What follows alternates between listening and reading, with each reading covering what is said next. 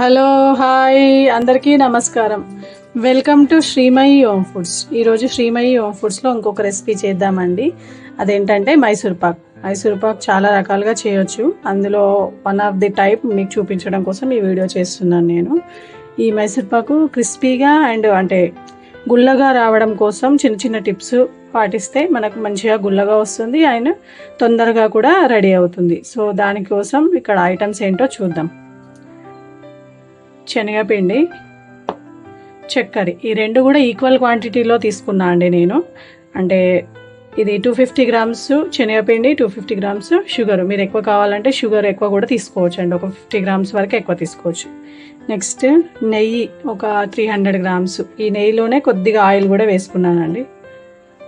Next ఒక 2 table spoons మైదా పిండి, ఇది ఇలాచీ పౌడర్.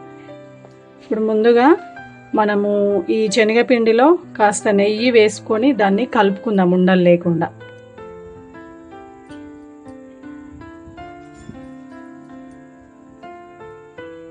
మనం ఇలా కలిపేసుకుంటే మనం షుగర్లో వేసినప్పుడు అది ఉండలు ఉండలుగా లేకుండా మంచిగా వస్తుంది, కరెక్ట్ స్ట్రక్చర్ కూడా వస్తుంది. లేదంటే కలపడం కొంచెం ఇబ్బంది అవుతుంది, అలా కూడా చేయొచ్చు. కానీ ఇలా చేసుకుంటే కొంచెం ఈజీ ప్రాసెస్, పెద్ద కలపాల్సిన పని అవసరం పడదు. సో మైదా వేయడం వలన అది మంచి క్రిస్పీనెస్ అనేది వస్తుంది మైసూర్ పాక్కి. మీరు మైదా వద్దంటే అది స్కిప్ చేయొచ్చు కూడా. ఇప్పుడు దీనిలో కొద్దిగా నెయ్యి వేసుకొని ఉండలు లేకుండా కలిపేసుకుందాం. ఇంకొకటి, దీనిలోనే పించ్ ఆఫ్ సాల్ట్ వేయాలి. ఏ స్వీట్ ఐటమ్ అయినా మనం సాల్ట్ ఒక పించ్ వేస్తే స్వీట్ అనేది చాలా టేస్టీగా బాగుంటుంది. చాలా తక్కువ క్వాంటిటీ ఆఫ్ సాల్ట్. నెయ్యి వేసేసి ఒకసారి కలుపు.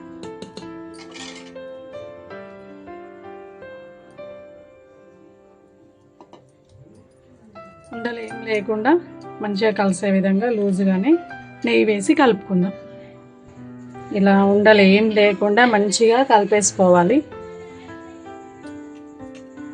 ఇప్పుడు మనం షుగర్ పాకంలో వేసాక మనకు కలపడం అనేది ఈజీగా అవుతుంది. ఉండలు అనేది అసలు ఏమి ఉండవు, బాగుంటుంది. ఎంత స్మూతీగా సిల్కీగా వచ్చిందో చూసారా బ్యాటర్. సో ఇప్పుడు నెక్స్ట్ ప్రాసెస్ చేసేద్దాం. నెక్స్ట్ మనం ముందుగానే దేనిలో అయితే వేయాలనుకుంటున్నామో దానిలో నెయ్యి రాసి పెట్టేసుకోవాలి. ఎందుకంటే మనకి అది చల్లగా అయిపోతే మనకు స్ట్రక్చర్ అనేది రాదు, పీసెస్ కట్ చేయడానికి కూడా రాదు, పొడి పొడిగా అయిపోతుంది. సో ఇలా ప్లేట్లో ముందుగానే నెయ్యి రాసి పెట్టేసుకోవాలి. అప్పుడు అది బ్యాటర్ రెడీ కాగానే దీనిలో డైరెక్ట్ పోసేసి పీసెస్ కట్ చేసుకోవచ్చు. ఇప్పుడు స్టవ్ ఆన్ చేసుకొని మనం తీసుకున్న షుగర్ యాడ్ చేయాలి. దీనిలో కొద్దిగా వాటర్ వేసుకోవాలి. జస్ట్ షుగర్ తడిచేంత వరకు మాత్రమే వాటర్ వేసుకోవాలి, ఎక్కువ వేయొద్దు.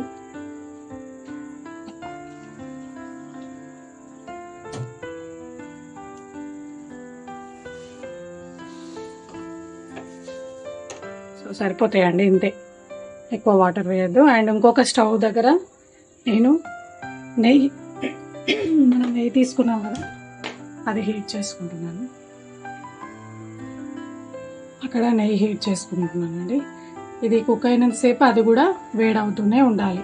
మనం వేసేటప్పుడు ఆ ఆయిల్ అనేది కూడా హీట్లోనే ఉండాలి.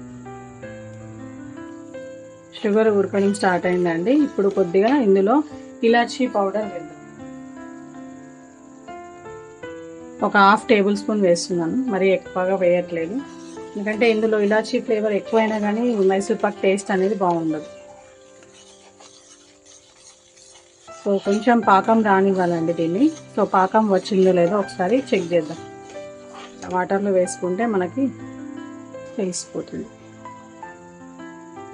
తీగ పాకం లాగా వచ్చిందండి. ఇంకాసేపు ఉడకబెడదాం దీన్ని. ఒక 5 మినిట్స్ ఉడికించుకుంటే కొంచెం చిక్కగా అవుతుంది పాకం. అప్పుడు మనం కలిపి పెట్టుకున్న శనగపిండి బ్యాటర్ని ఇందులో వేసుకొని కంటిన్యూస్గా కలుపుతూ, మనం ఇంకొక సైడు నెయ్యి హీట్ చేసుకుంటున్నాం కదా, అది వేస్తూ కలుపుతూ హీట్ చేసుకోవాలి. దీనికోసం కొంచెం మనం అడుగు మందంగా ఉన్న ప్యానే తీసుకోవాలండి, లేదంటే అడుగు పడుతుంది. అండ్ మ్యాక్సిమం సిమ్లోనే పెట్టి కలుపుతూ చేసుకోవాలి. ఒకసారి చూద్దామండి పాకం.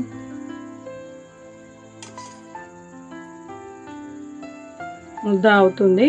సో ఈ టైంలోనే మనం తీసుకున్న బ్యాటర్ని ఇందులో వేసుకోవాలి. మరి ఎక్కువ ముద్ద పాకం రావద్దండి, ఎక్కువ గట్టిగా అయిపోతుంది. సో ఇది ఒకసారి కలిపేసుకొని దీనిలో యాడ్ చేసుకోవాలి. సిమ్లో పెడుతున్నానండి ఫ్లేమ్.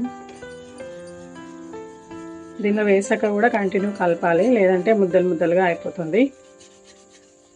అండ్ షుగర్లో కూడా మంచిగా కలవాలంటే కంటిన్యూగా కలపాలి.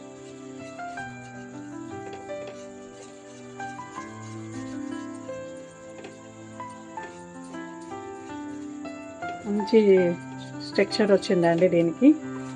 అండ్ మనం అలా కలిపితే పిండి ముద్దలు ముద్దలుగా అక్కడక్కడ ఉండలుగా ఉండిపోతుంది కదా.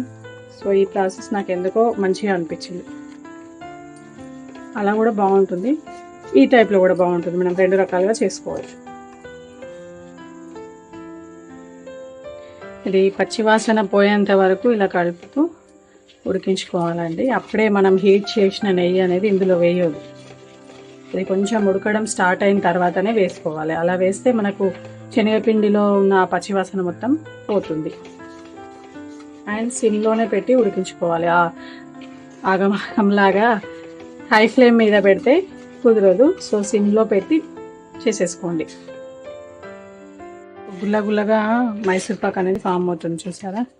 మీకు గుల్లగా వద్దు, కొంచెం సాఫ్ట్గా కావాలంటే ఈ టైంలోనే మనం ట్రేలో వేసుకొని కట్ చేసుకోవచ్చు కూడా. నేనైతే మధ్య రకంగా చేస్తున్నాను, మరి ఎక్కువ క్రిస్పీగా కాకుండా. ఎందుకంటే ఇలా అంటే ఈ టైంలో ఆఫ్ చేసినా కానీ మనకి క్రిస్పీనెస్ అనేది వస్తుంది, కానీ ఎక్కువ క్రిస్పీనెస్ కాదు, మధ్య రకంగా వస్తుంది. సో ఇంకా నాకు నెయ్యి పట్టేలా ఉంది. సో ఇంకా వేసుకుంటాను. గుల్లగా ఫామ్ అవ్వడం స్టార్ట్ అయిందండి. ఇప్పుడు మనం తీసుకున్న మొత్తం ఈ నెయ్యి అనేది మొత్తం వేసేసుకొని స్టవ్ ఆఫ్ చేసుకొని ట్రేలో వేసేసుకోవాలి. సో అది చల్లగా అయ్యేసరికి ఇంకా గుల్లగా వస్తుంది మైసూర్ పాక్. చూడండి, మీకు అనిపిస్తుందా. సో ఇప్పుడు దీన్ని ట్రేలో వేసుకుందాం. ఇప్పుడు డైరెక్ట్గా ట్రేలో వేసేసుకోవాలండి. ఇది చల్లగా అయ్యేసరికి ఎక్స్ట్రా ఉంది కదా నెయ్యి, అది అనేది మొత్తం అబ్జర్వ్ అయిపోతుంది.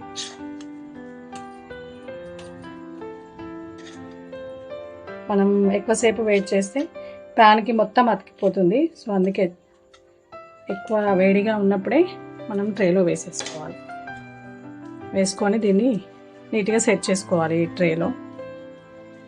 ఇది ఇలా ఉబ్బినట్టు ఉంది, కానీ చల్లగా అయిన తర్వాత ఈ ఉబ్బు అనేది వెళ్ళిపోతుంది. అండ్ ఎక్స్ట్రా ఉన్న నెయ్యి అనేది కూడా ఈ మైసూర్ పాక్ మొత్తం పేర్చేసి ఇంకా ఎక్స్ట్రా గుల్లగా వస్తుంది. సో దీన్ని చల్లారాక, అంటే మరీ మొత్తం చల్లగా అవనివ్వద్దండి, కాస్త చల్లగా అయిన తర్వాత పీసెస్ లాగా కట్ చేసుకోవాలి. ఇప్పుడు దీన్ని పీసెస్గా కట్ చేసుకోవాలండి. ఎక్కువ చల్లగా అయితే మనకు కట్ చేయడం ఇబ్బంది అవుతుంది. సో కాస్త వేడిగా ఉన్నప్పుడే ఇది నచ్చిన షేప్లో, అంటే ఏ సైజులో కావాలంటే ఆ సైజులో పీసెస్ లాగా కట్ చేసుకోవాలి.